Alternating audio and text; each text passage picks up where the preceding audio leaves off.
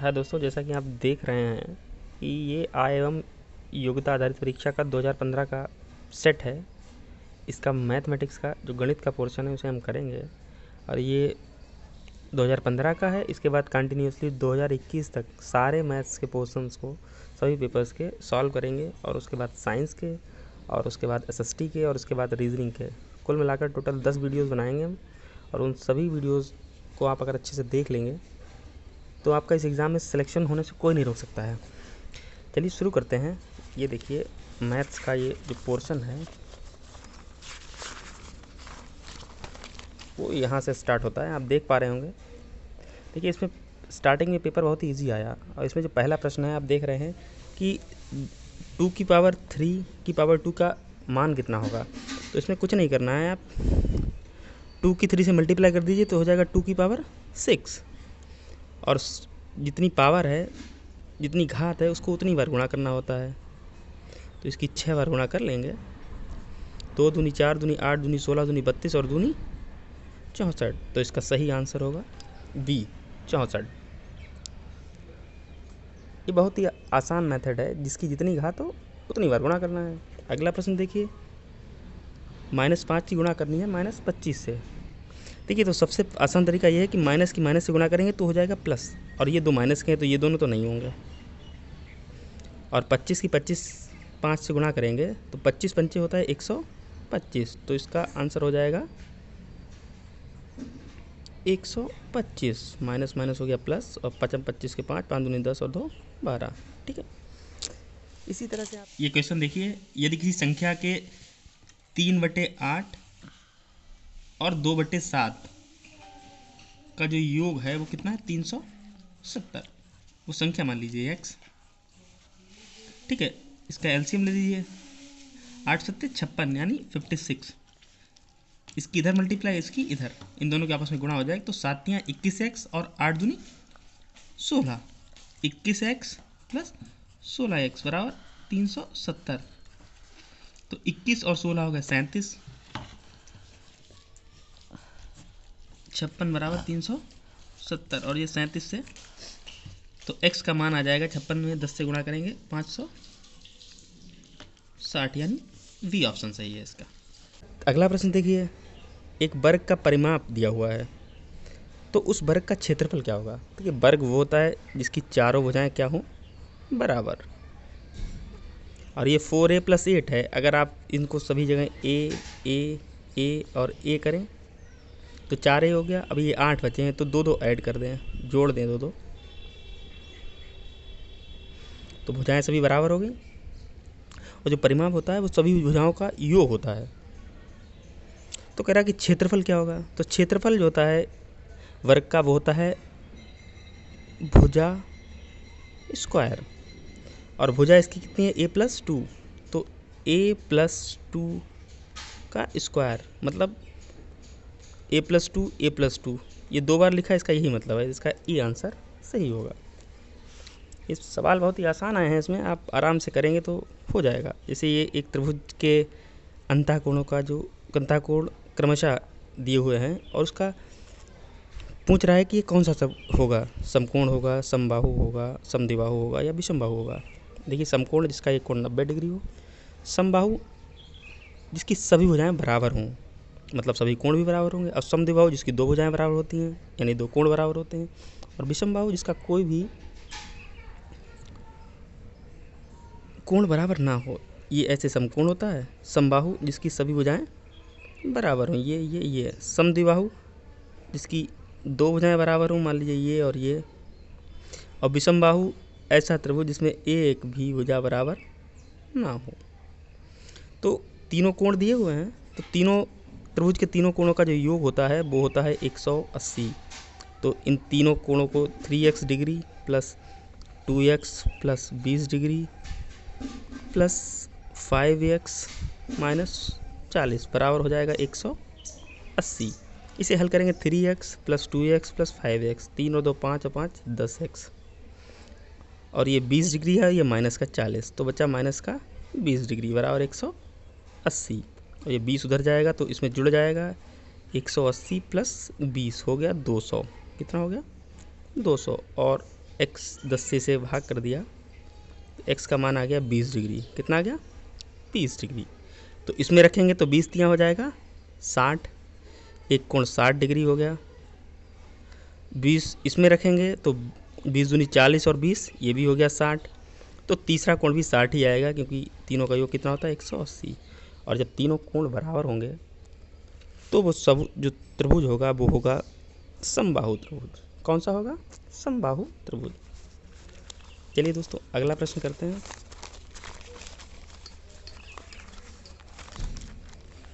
ये original paper है जिससे मैं कर रहा हूँ, जिससे आप देख सकें कि पेपर ऐसा आता है।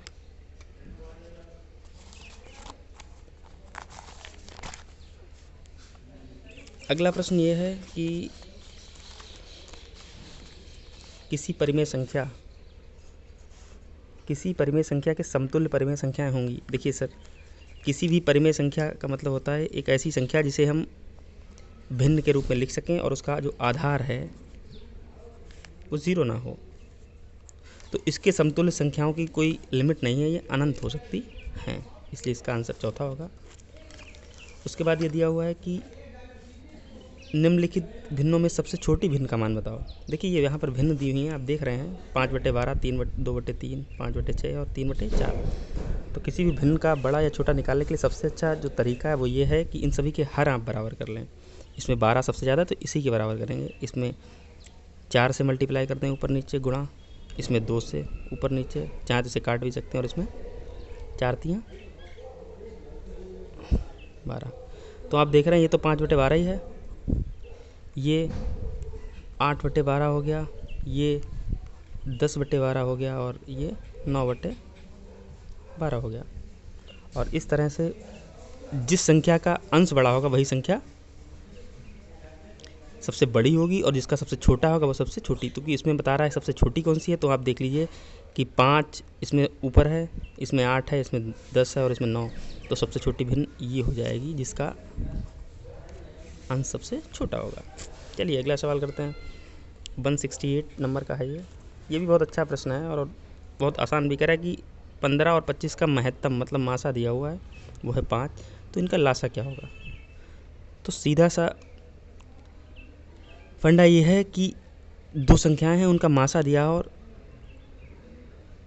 तो लासा निकलवा रहा हो तो दोनों संख्याओं का गुणा करें बराबर मासा गुणे लासा, ये फार्मूला होता है। तो 5 से इसे काट दें, 5 25 और 15 बना 75, तो लासा कितना आ गया? 75। तो इसका सही आंसर ए होगा। और वैसे भी मासा मतलब होता है वह बड़ी से बड़ी संख्या जिससे ये दोनों कट जाएं, और लासा का मतलब होता है वह छोटी से छोटी संख्या जिन इन दो संख्याओं से वो विभाजित हो जाए। तो ये सबसे छोटी यही है क्योंकि 15 तियाँ 75 होता है और 15 पन्ना 75 होता है, 25 तियाँ 75 होता है। चलिए अगला क्वेश्चन करते हैं। वह प्राकृतिक संख्या जिसका केवल एक गुणनखंड होता है। देखिए ये बहुत ही अच्छा प्रश्न है कि कह रहा है कि ऐसी संख्या बतानी हमें इसका केवल एक गुणनखंड होता है। तो वो सिर्फ एक ही संख्या है क्योंकि 7 का जो गुणनखंड होगा वो 1 और 7 निकलेगा, 11 का 1 और 11, 17 का 1 और 17। लेकिन एकमात्र ऐसी संख्या है जिसका केवल एक ही गुणनखंड निकलेगा, इसीलिए चौथा इसका आंसर होगा। चलिए आगे करते हैं। क्वेश्चन नंबर 170 आप देख पा रहे होंगे। इसमें पूछ रहा है कि x की पावर -1 को x -1 से भाग दिया जाए तो शेष भागफल क्या आएगा? देखिए सबसे पहले तो अगर x की पावर -1 लिखा है इसका मतलब होता है 1/x। तो इसका मतलब हुआ ये जो संख्या ये लिखा है x -1 को भाग करने के लिए बता रहे हैं x -1 से, ठीक है। इसमें अगर आप लासा ले लेंगे तो x 1 - x अपान x -1 हो जाएगा। अब क्यों कुछ नहीं है इसके नीचे तो 1 मान लेते हैं, और जो कट पहले से तीसरा कट जाता है, दूसरे से चौथे कट जाता है। अब इसे काट नहीं सकते क्योंकि यहाँ उल्टा दिया है तो ऊपर माइनस कॉमन ले लेंगे तो हो जाएगा x -1 अपान x अपान एक्स माइनस 1 और ये कट जाएगा और आंसर आ जाएगा -1/x। इसीलिए इसका सही आंसर होगा ये। देखिए अगला ये प्रश्न बिल्कुल वैसे ही आया है जैसा अभी हमने किया था वर्ग वाला। कह रहा है कि आयत दिया। देखिए आयत ऐसी आकृति जिसकी आमने सामने की भुजाएं बराबर हों।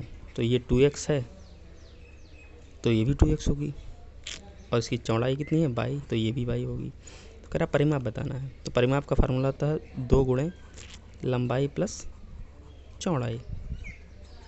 चूँकि 2 गुणे लंबाई दी है 2x और चौड़ाई दी है बाई, तो ये सीधा हो गया और इसमें जो ऑप्शन है वो है वी। इतना ही करना था। कह रहा कि एक बस है जो 40 किलोमीटर प्रति घंटे की चाल से टी घंटे की चाल से चली। बस द्वारा चली गई दूरी होगी।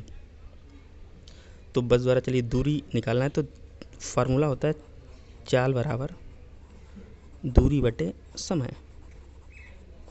तो दूरी के लिए क्या हो गया, चाल गुणे समय। चूँकि चाल कितनी है 40 किलोमीटर प्रति घंटा और समय कितना दिया है वो दिया है टी, तो 40 गुणे टी इसका आंसर हो जाएगा। और इसमें जो ऑप्शन दिया है तीसरा दिया है। बस आप इससे चाल भी निकाल सकते हैं, दूरी भी निकाल सकते हैं, समय भी। कोई भी 2 चीज़ें दी हों तो हम तीसरी को निकाल सकते हैं। देखिए अगला प्रश्न देखिए ये है कि कोटि पूरक कोणों का अंतर दिया है वो है 30। तो प्रत्येक कोण होंगे। देखिए कोटि पूरक कोण अगर एक ए है और एक बी है तो इनका योग होगा 90 डिग्री। कितना होगा 90। तो दोनों कोणों का जो योग होगा वो 90 डिग्री होगा। तो ज़रा आप इसमें देख लीजिए कि 150 और 30 ये हो जाएंगे 180, तो ये तो नहीं हो सकता। 140 और 40 जुड़ेंगे 180, तो ये भी नहीं होगा क्योंकि 180 दो कोणों का जो मान होता है वो संपूरक में होता है, तो ये तो नहीं होंगे।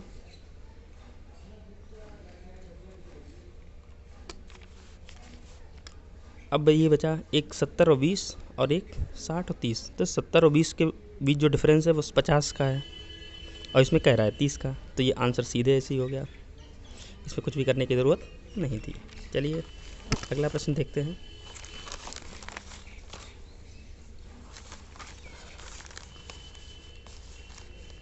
अगला प्रश्न है एक समचतुर्भुज दिया गया है।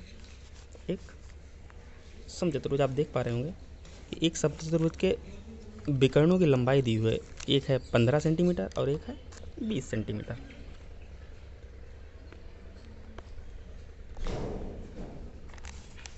पंद्रह सेंटीमीटर और 20 सेंटीमीटर समचतुर्भुज का क्षेत्रफल पूछ रहा है। देखिए समचतुर्भुज के जो क्षेत्रफल होता है उसका सीधा फार्मूला होता है 1/2 पहला विकर्ण गुणे दूसरा विकर्ण। बस 2 से काट दिया, आ गया 10 और 15 दशमलव 150। तो इसका सीधा आंसर हो गया सी वाला 150 वर्ग सेंटीमीटर। कि ये थोड़ा सा बहुत ही अच्छा क्वेश्चन है कि √3n बराबर है 81, तो n का मान होता है। क्योंकि आप सभी लोग 8th क्लास में पढ़ रहे होंगे तो ये आपने वर्ग पहाड़े पढ़े ही होंगे। अगर नहीं पढ़े हैं तो जो वर्ग पहाड़े होते हैं 1 का वर्ग 1, 2 का वर्ग 4, इस तरह से आपको 20 तक वर्ग पहाड़े याद कर लेने चाहिए, बहुत ज़रूरी है इस एग्ज़ाम के लिए। तो इसमें देखिए इसमें रूट दिया हुआ है √3n बराबर 81। देखिए 81 को लिख सकते हैं 3 की घात गुणा करिए 3 × 9, 9 × 27, 27 × 81, मतलब 3 की घात 4। और इधर जो है वो √3n है। तो रूट का मतलब होता है 3n तो है ही और रूट का मतलब होता है 1/2। तो n/2 बराबर कितना है 4। तो इसे बराबर कर दीजिए क्योंकि जब आधार बराबर होते हैं, जब क्या होता है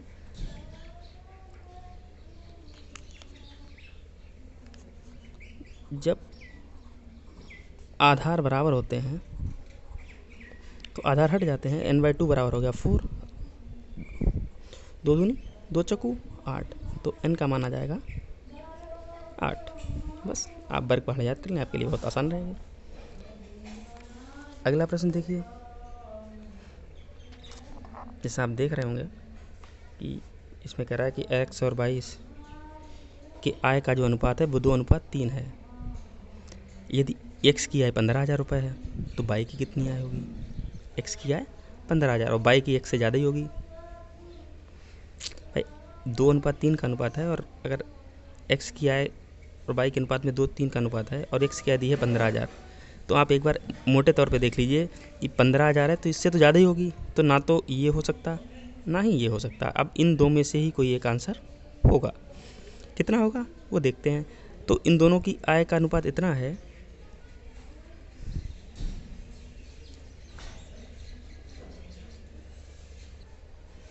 तो ये 2 और 3 का, तो 2x बराबर मान लीजिए 15,000, तो x का मान निकलेगा, भाग करेंगे 7,500, तो x का मान कितना निकला 7,500। चूँकि इनका अनुपात कितना है 2x अनुपात 3x, तो y की कितनी हो गई 3x आए, और x का मान रख दीजिए 7,500। तो आप गुणा करेंगे 0, 3 पंचे 15 के 5, 3 सत्ते 21 और 22, तो इसका एग्जैक्ट आंसर हो जाएगा ये। ठीक है, अगला देखिए, कह रहा है कि एक, देखिए कुछ क्वेश्चन ऐसे होते हैं जिनमें आपको फार्मूला नहीं लगाने हैं, डायरेक्ट करना है मन में। कह रहा है कि एक डीलर को एक वॉशिंग मशीन ली, वॉशिंग मशीन कितनी है 11,400 रुपये में, अब बेचने पर 5% की उसे हानि हुई, मतलब लॉस हुआ। वह मशीन को कितने में बेचे कि 5% उसे लाभ हो। देखिए जब इसे बेचा तो क्या हुई, उसे हानि हुई। तो इन ऑप्शंस को एक बार देख लीजिए कि इसका मतलब ये हुआ, ये 95% है, जो भी वैल्यू थी उसका 95% क्या है 100 x का। तो x का मान निकालेंगे तो 95/100 बराबर हो गया 114,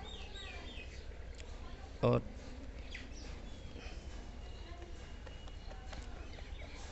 19 पंचे 95, 19 छक्का 114, और 6 से काटेंगे तो 12, तो x का मान आ गया 12,000। मतलब उस व्यक्ति ने जो वॉशिंग मशीन खरीदी थी, डीलर ने, वो 12,000 रुपये की खरीदी थी, और घाटा में बेचा तो 11,400 में।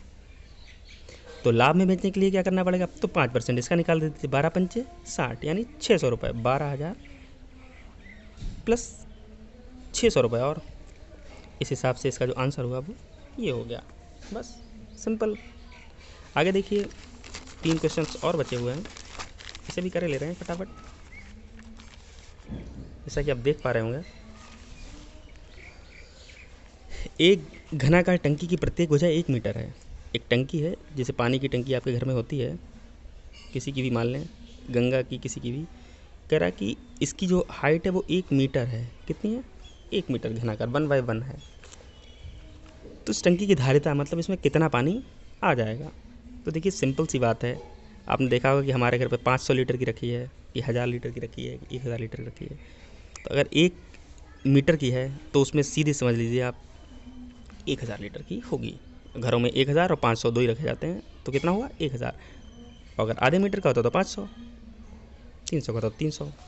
ठीक है, इसमें कुछ नहीं करना है, कोई फार्मूला नहीं लगना है। देखिए सेकेंड लास्ट क्वेश्चन है। आप देख रहे होंगे कि एक रेलगाड़ी 450 मीटर लंबी है। एक कोई ट्रेन है, उसकी लंबाई कितनी है 450 मीटर चल रही है। बिजली के खंभे को इतने सेकंड में पार कर जाती है, तो गाड़ी की चाल होगी। देखिए ये कोई इलेक्ट्रिक का पोल लगा हुआ है, इसे पार करने में से 22.5 सेकंड लगते हैं। तो चाल निकालनी है, और इसमें मीटर प्रति सेकंड दिया है, चाल निकाली है किलोमीटर प्रति घंटा में। कोई बात नहीं,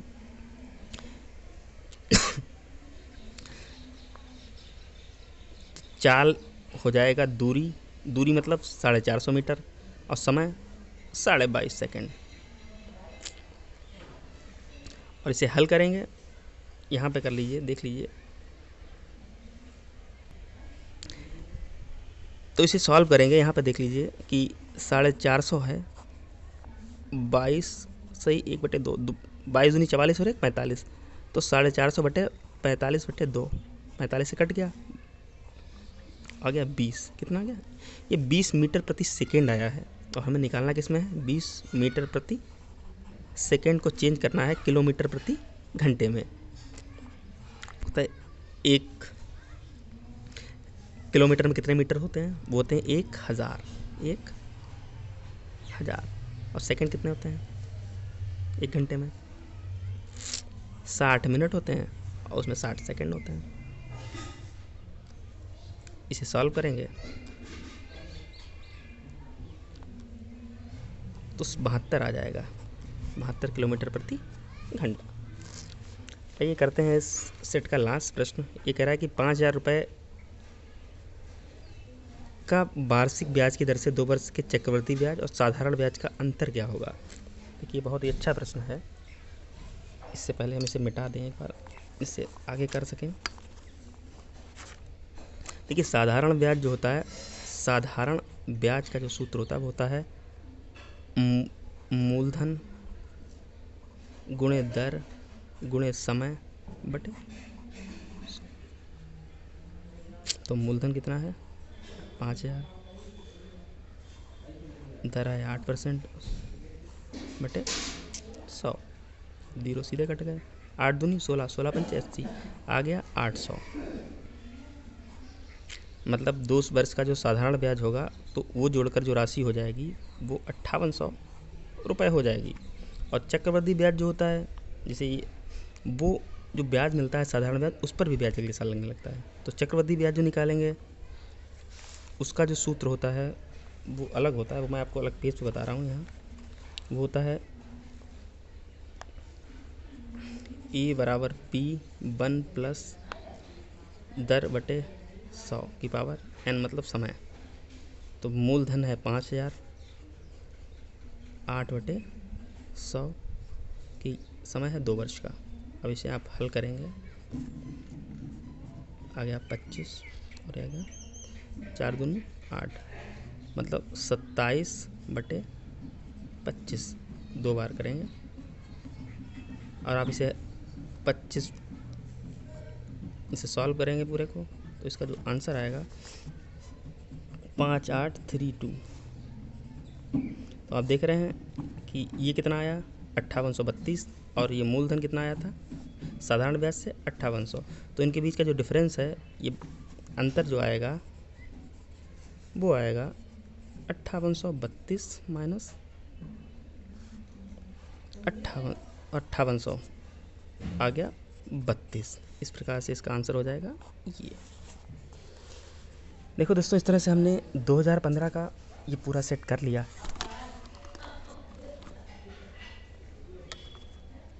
इस पूरे सेट को कर लिया है, और अगला जो सेट है वो हम दोबारा फिर करेंगे, तो आपको वीडियो अपलोड कर देंगे। इसलिए अच्छे से करिए, और धन्यवाद।